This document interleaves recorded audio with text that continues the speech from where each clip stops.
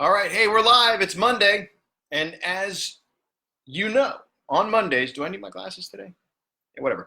Yeah, so on Mondays, as you know, we are going to debrief, break down, and dissect Grant Cardone's strategy of the week, which typically comes out Monday morning. We email it out on Monday morning. So if you're not getting the strategy of the week and you would like to get the strategy of the week, please shoot an email out, david@grantcardone.com, or message me here with your email address and your name, obviously, so I can get you on it. What's up, Jared? All right, I'm going to go share the fact that I'm doing this little stream here. Thank you for showing up, sharing, write post, write a message. Why not have it all? Question mark. Boom. Shared. All right. Hey, thank you for your patience here. Just going to share this to a group. One more. Boom. Shared. Love it. All right. So, hey, how's everybody doing? How was your weekend? Was it good? Did you work or did you chill? And if you chilled, did you get nice and refreshed? You can come in on Monday and hammer it. What was that like for you? Now, did you or did you not? For those of you watching, did you catch Grant's strategy of the week? The subject of it was pretty simple. It was this. It was don't settle, have it all. So I'm going to get right into it right now because what I found to be very compelling about this entire thing is that from the moment this strategy starts, you are immediately challenged to start rethinking what's going on up here. You're immediately challenged to really take a real serious look at your mindset, assuming you are paying attention. So from the very get-go of the strategy, Grant says this: don't settle, have it all. So what I want to ask you, if you're watching, because we're going to do homework in this. What's up, Rusty? So we're going to deep dive on this. So when you think about that phrase, don't settle, have it all, what is firing off in your head? What is going on up in the cabeza when you hear things like don't settle, have it all? What was your first response? Like what was the first thing that fired off? There's two, typically. Did you suddenly hear your parents kick in and start telling you that, I don't know, one of the things that I heard as a kid was stop being so selfish. Okay. So when you hear a phrase like don't settle, have it all, does your mom or your dad pop up in the back of your head and suddenly you're 8 years old again asking for more toys and like, stop being so selfish. It's not all about you, right? Is there some programming that might need to get unwound a little bit, right? Or did you have a teacher or some other adult that was convincing you that you can't have your cake and you know how that sentence finishes, right? You can't have your cake and, well, here's the question. Well, what is the point? What is the point of having cake if you can't eat it? Somehow that's selfish. Somehow there's something wrong with that. Rusty says, we always say to get your unfair share of the pie. Rusty wants it all. Virtual fist bump. Good job. Okay, and there's nothing wrong with it. And one of the things that I think is so important about this is that just because you opt for abundance in your life does not mean anybody else is going to lack because of your decision to have it all, which I think is a very important thing. But a lot of times we believe that there's only so much pie, that you can't make more. And that's false data. Okay. So is there another part of you, right? So you've got teachers, you've got family members, you've got maybe even friends, parents of like your friends' parents. They're trying to put limits on you right from the get-go. They're trying to impose limits on you. They're trying to keep you separate from whoever this deity is, God, right? Trying to keep you separate from that person, that entity, okay? And so therefore you are now limited in your human capacity, which is false data, okay? But there's another part of you, the part of you that is tied into that divinity, that is tied into the universe. It's like, I can do it all, just like Rusty. I want it all. What's wrong with that? Nothing, right? So There are, as Grant goes on into the strategy, there's a little bit of history in there, but then he also gets in and drops this quote. Says, there are so many opinions out there about what is possible in life. So what I want to have you do, if you don't have a pen, go grab a pen and a notepad or some paper, because we want to do a little exercise, okay? So what opinions do you have right now that are legitimately yours versus what was taught to you? What were you taught? So when you think about success and what that means, right? Were you told to go to school, get a good education, get yourself a degree, get a job, buy a house, work for 40 some odd years, retire, get a watch, die? Was that what you were taught? Was that what life is supposed to be, okay, for you? Or at the same time, has somebody else at the same time telling you you can have anything you set your mind to? It's all possible. You have no limits. You've got one side telling you that you have to go through this very regimented process to live a good life, okay? And you have somebody else saying you can have it all. You can have an excellent life. You can have your dreams come true. You can do anything you set your mind to. Who do you believe? Like, who do you believe? What direction do you go in? Well, the old saying that seeing is believing really rings true here, okay? So based on that, when we start looking at what you're being programmed, what are you seeing, right? So for those of you that were at 10X Growth Conference 2, Ed Milet talked a little bit about this. It's like what you make a decision about, your brain immediately starts going to work on trying to find the truth or confirm it to be true. It's called your reticular activating system, if I'm pronouncing that right. But it's like, it's like if you start thinking about blue Hondas, like everywhere you go, you're going to start seeing blue Hondas because you basically told your subconscious to go look for those things. So if seeing is believing, then what are you seeing every day? There's two versions of Twitter. I've seen them both. There's one that is positive, that is motivating, that is exciting, that has value, right? And there's another one that's angry, bitter, pissed off, offended all the time, right?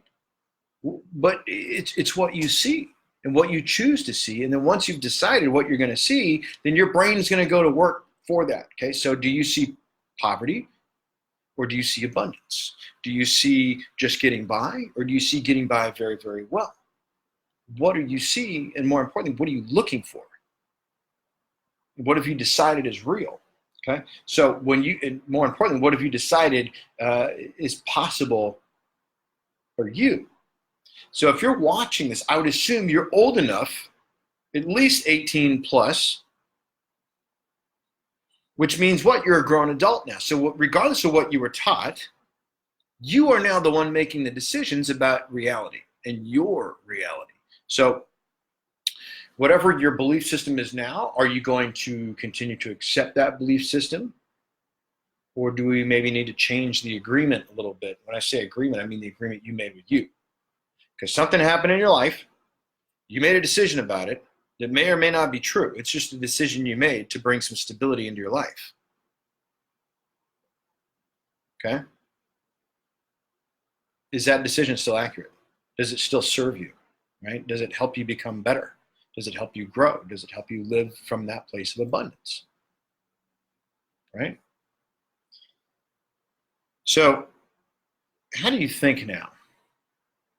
Grant says, don't settle, have it all. Have you settled? And what have you settled on? I was talking to a company today. The guy's like, hey, we're all good. We're good. I'm like, that's great. Everybody's good, right? You're going to do that either way. What's keeping you from great? Why is good suddenly acceptable? Everybody's got good, right? Every single one of us, if you're on the stream, you're going to get food today. You probably had food today. You got a roof over your head to some degree. You've got enough money to afford an electronic communication device of some sort because you're on this thing. We're all fine. Have you settled? Where are you thinking now? Are you thinking from this place of just enough to get by? Or are you starting to think with no limits and with full abundance? Okay? Because having it all is a decision. That's a decision. You've made decisions about your current situation. You can now make new decisions about your future reality, which is, hey, I do want to have it all, and it's okay to have it all.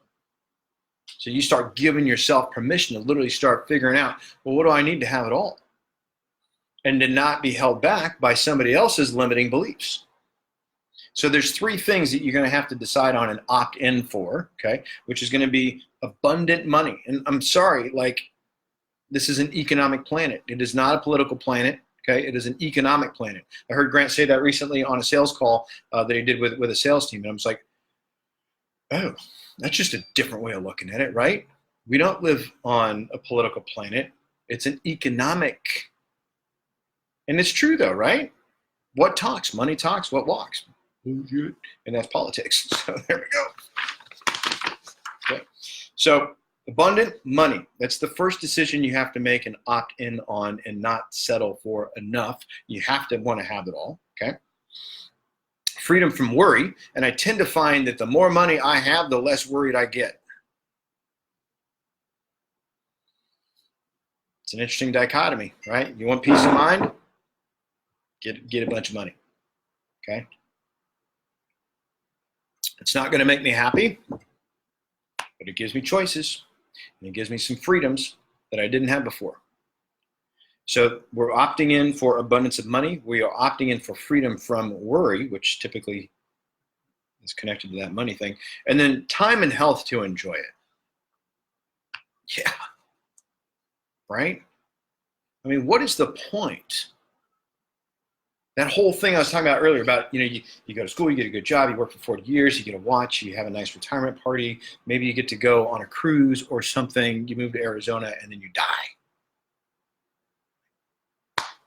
No way, man. I want time and health to enjoy it. Where's Grant right now? You following Grant? I don't know where he's at. He's like freaking, where in the world is Carmen Sandiego or Waldo? Like, he's everywhere right now. He's literally traveling the world. In his jet with his family, okay? When he was 25, he was in a treatment center for drugs and alcohol, okay? So that dude did it. No reason why you or me or any of us cannot have it all. Maybe you don't need a jet, right? But hey, can I travel the world? Can I do it? What's holding you back? You. Okay, but you're going to have the time and the health to enjoy it. Because if you got emphysema, you ain't going anywhere. Okay? You don't have the health to do it, even if you have the time. Okay? So, as we get a little further along in the strategy, thank you guys so much for being here so far. What are you hearing so far that you like? What is resonating with you? What's changing the way you think a little bit? Okay? As we get a little bit further into Grant's blog, he says, or strategy, he says, make a lot of money. Here's the three things. So we've made some decisions about what we're opting in for. Money, freedom from worry, time and health to enjoy it. Then, okay, make a lot of money, have a lot of fun, and my favorite part, share it. So the question I just want to give you, and what you maybe want to just tonight, later on, is when you sit down and just really hash this out with yourself, make a lot of money, have a lot of fun, and share it. Why aren't you doing this already? Do you deserve a lot of money? If the answer to that was no, if something in your subconscious fired off no, then you need to handle that, because the other two aren't happening without that part being handled. Okay? Why shouldn't life be fun? If it's true that we only get one go around, let's just say the reincarnation's real. Let's say you are coming back. Why wouldn't you want to have as much fun possible on this go around?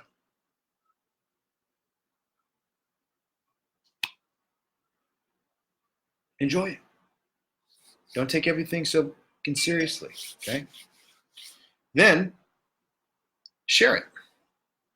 So some things that really stick with me from Grant over the years is this quote, give, give, give. And he has always been from that place of give, give, give. And I think a lot of that comes from him having an abundance mentality, and that he knows that because he opts for abundance, nobody else is going to lack as a result of it. If you are missing abundance in your life, that's a decision you're making, and you can decide to have it all, or you can decide to live with limits. So, but the sharing piece of it, man, that's so important, right? Because money and success and abundance is fluid. It flows, it moves. And when you think about sharing it, if you don't have it, you can't give it. So think about something that you believe in strongly.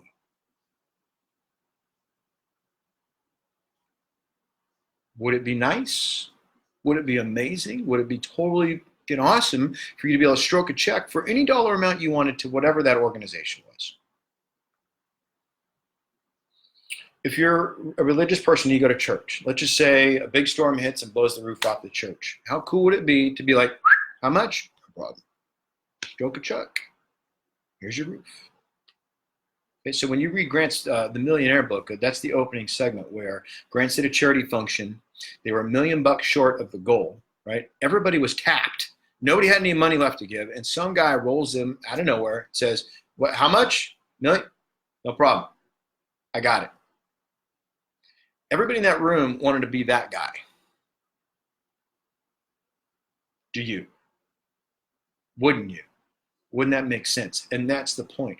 Make a lot of money, have a lot of fun doing it, okay, and share it. Share it. So one of the things, so I'll just tell on a personal note, one of my goals, I write my goals down every single day. One of my goals is because it's real now, okay, is to live on the central coast of California, on the water, rustic seafaring home. Okay, I've done that. I've accomplished that goal. Next, I need a bigger house closer to the water that I can host Thanksgiving dinner at for my entire crazy Irish Catholic family. That's a dream. Was a dream, actually. Let me just reiterate that. Was a dream, it's now a goal. Dreams are things that are like awesome. As soon as you start putting it on paper, it is now a goal. There's more to making it a goal, but that's the first step, okay? So that means I need the money to afford that, okay, so I can share it. Got it? Okay. So think about that for you. Why would you want to make a lot of money? Why wouldn't you want to have a lot of fun doing it? And then when you get it, how are you going to share it? Because if you just keep it, we've seen, we all know the Ebenezer Scrooge story. There's no need. Doesn't do you any good. Doesn't make you any better. That guy is the reason why people say money won't make you happy. And it's true. But when you use it and when you flow it, that's the happiness. Because you're giving and you're sharing. Okay? So here's the quote, just to help dial all this in, because you may be wrestling with some stuff in the back of your head from old programming from when you were a kid. It is not selfish to want it all. It's intelligent. Do you agree with that? Do you disagree with that? Either way, why? So there's some more homework for you to really start looking at. It's not selfish to want to have it all. It's intelligent. If you disagree with that, why? If you agree with it, why? And you need to know the why so you can handle the why and address it effectively. The why here, I took notes. It's the most important part because this is you literally evaluating your ability to think with the 10X mindset. And again, that's what this page is all about. 10X goals and accountability. Thinking bigger and taking larger levels of action to literally create your life by your design. So you have to come from that place of abundance. And if you feel like there's some selfishness to it, not an intelligence, then that's something you need to handle. And when we talk about, let's just think about this for a second. It's smart to want to have it all. What ways would it be smart to want to have it all? Either you or somebody that's close to you that you love dearly gets sick and the hospital bills are too much and they can't handle it. Can you help? Are you in a position to do so? Forget the charity for a second. This is your aunt. This is your father. This is your mom. They need to come live with you now because they ran out of money.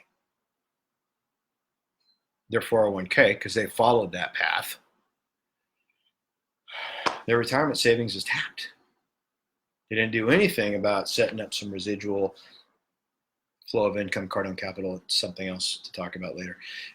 Like, they didn't do any of that. And so now who's on the hook? Well, I mean, if you're a good son or daughter, that'd be you.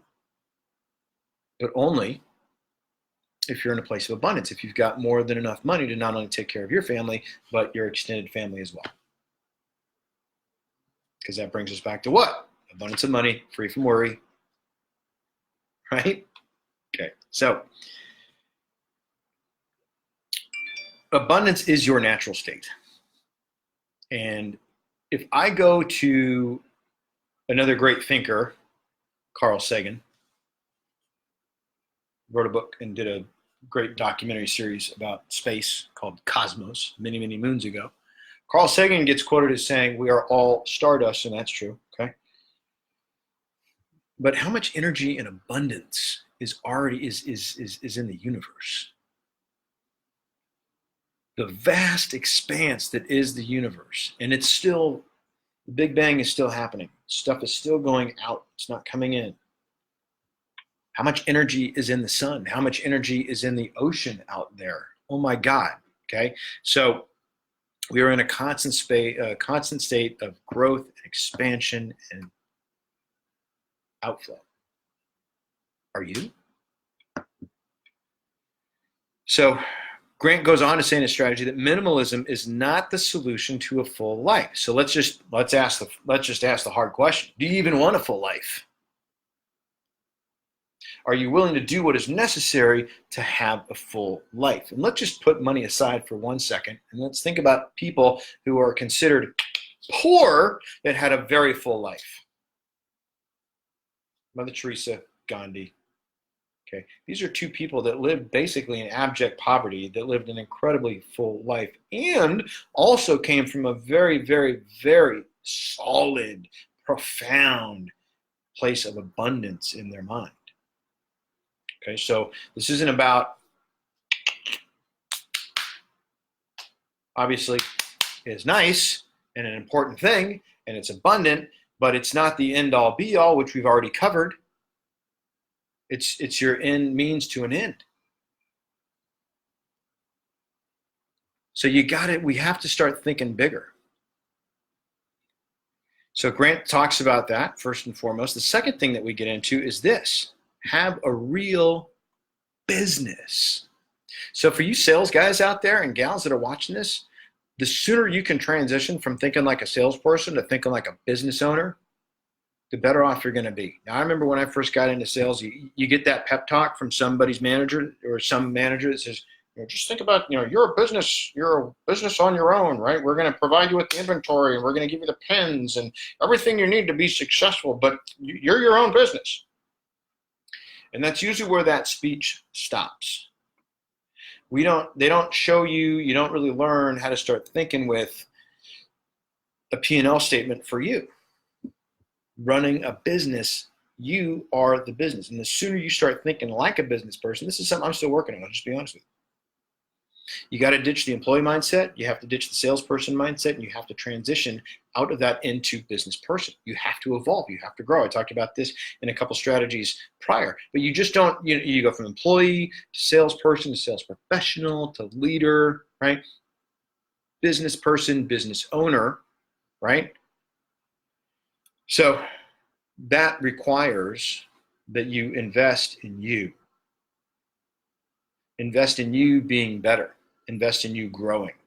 Investing time and money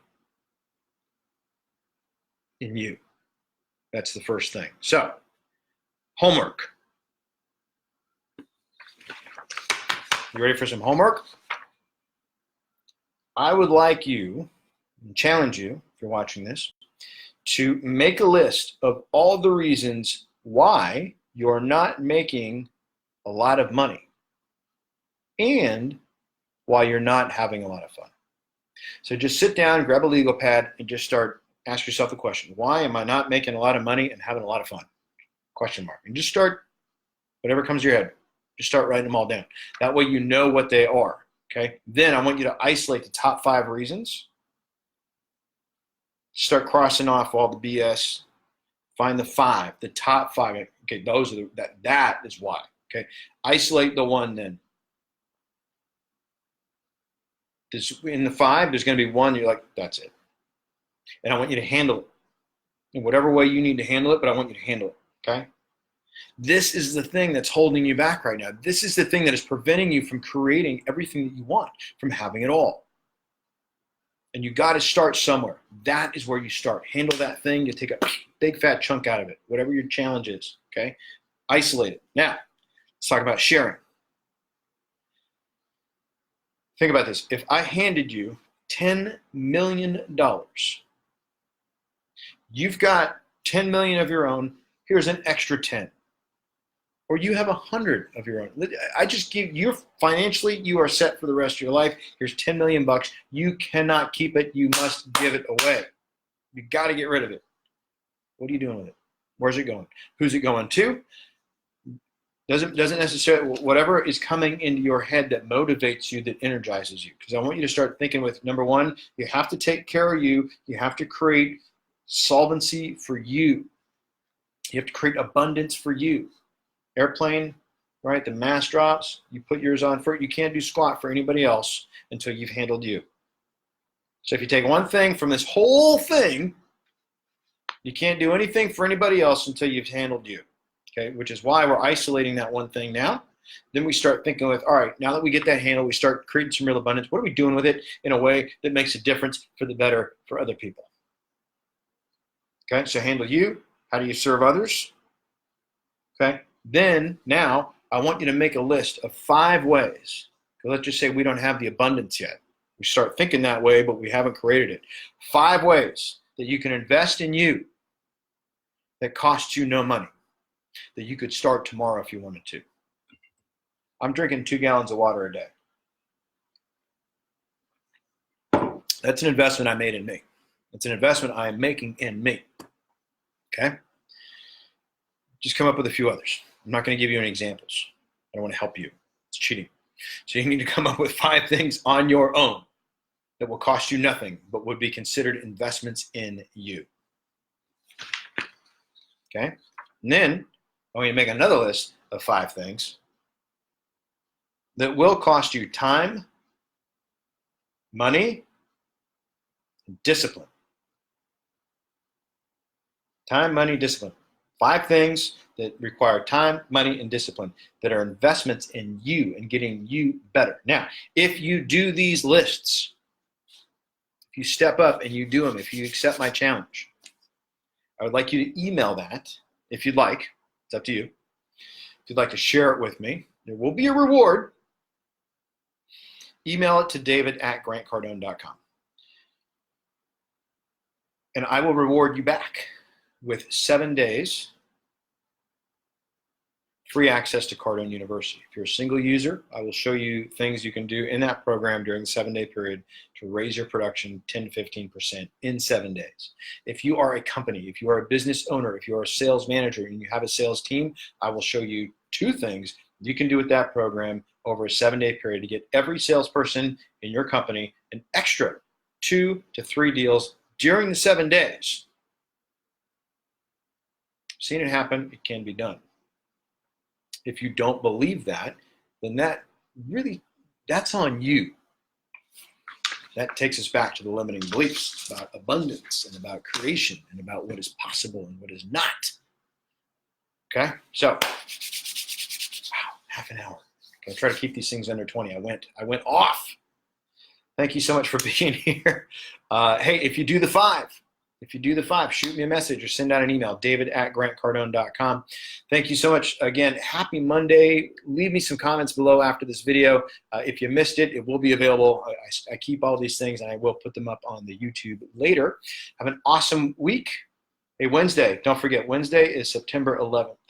So speaking of like pushing yourself, make sure you take some real time at about 6 a.m. Pacific, 9 o'clock Eastern to just pause, moment of silence, honor. If you're a physically active person, I really want to encourage you to dedicate your workout to the brave men and women that rushed into those towers and rushed into that Pentagon. ran on some ungodly numbers, 1,980 steps to rescue and save people. So make sure to physically exert yourself in tribute to those people who put it all on the line for us. So that being said, I wish you an abundant week. I wish you an abundant month. And I wish you an abundant life. If there's anything I can help with, shoot an email out, david@grantcardone.com. Call me at the office, 310-777-0352. Thanks again for watching. Talk to you next week.